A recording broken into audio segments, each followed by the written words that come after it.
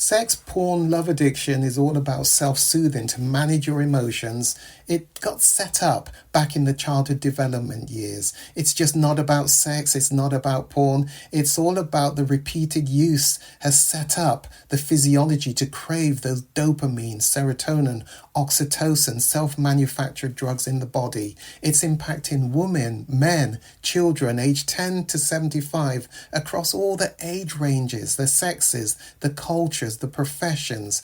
It increased exponentially during COVID lockdown and impacting so many lives. The Kairos Center has created the first online comprehensive sex, porn, love addiction. It's a video on demand recovery program which you can access from anywhere in the world and begin to see identifiable changes just within 6 weeks of beginning this weekly program. Kairos means your appointed time.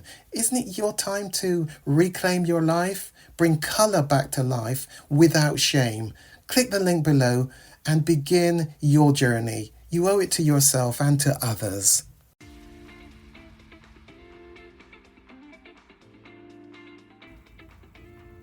So you need to expose the cognitive distortion. The first one is rationalization. What do you understand by rationalization?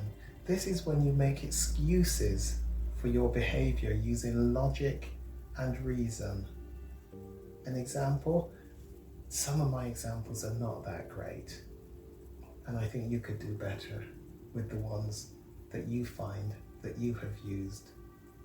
You see, by exposing them and finding your own, it means when you can find yourself actually thinking that way, you realize, oh my goodness, I just caught myself thinking like that. I must be at preparation. I need to take some immediate steps. Contact a member of the 12-step support group. Recite your pillars. Pick up your keys and get out of the place where the acting out usually takes place. Take some immediate action. You see, once you expose the cognitive distortions, they're the ones you're going to use again in the future. Repeatedly. Know what they are. So rationalization, that's not really acting out. Acting out is when you view the illegal stuff. Find 2 examples for rationalization that you have used in the past. The next one, justification. Justification is when you use excuses to defend your behavior. Example, I can't help it when I've had a drink. It's really hard to fight back from porn when I've had a drink. I didn't drink too much. Everyone deserves a little bit of a drink. I can't be teetotal all the time. I can't help it when I'm aroused. Not great examples. You find yours. What do you do to justify, but not recognize that you're truly doing that? Minimization. And this is a thinking strategy for not taking full responsibility for your behavior or staying in denial. Example, I'll only be 10 minutes. I'm not going to do any longer than that. It's not as bad as. Some people are even worse. At least I haven't strayed into some of those areas. Minimization. Magnifying. This is the opposite to minimization. So rather than making light of something, you big it up. You make the situation bigger than it really is to justify the reward that you're going to do. You deserve. I've had an absolutely horrendous day. I'm so stressed. And there's a sense in the background of, I deserve. I make my day horrendously problematic and horrendously stressful so that I'm justifying what I'm about to go and do.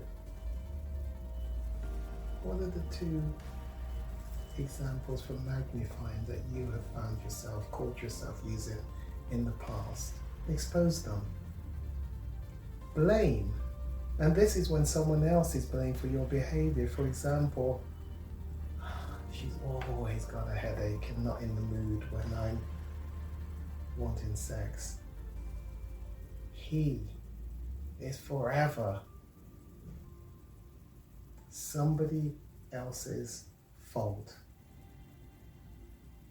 That enables you not to take full responsibility.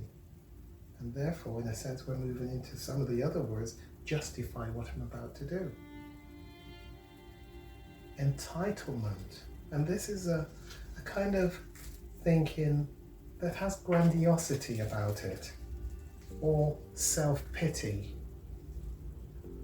It's when you find reasons to tell yourself why you deserve.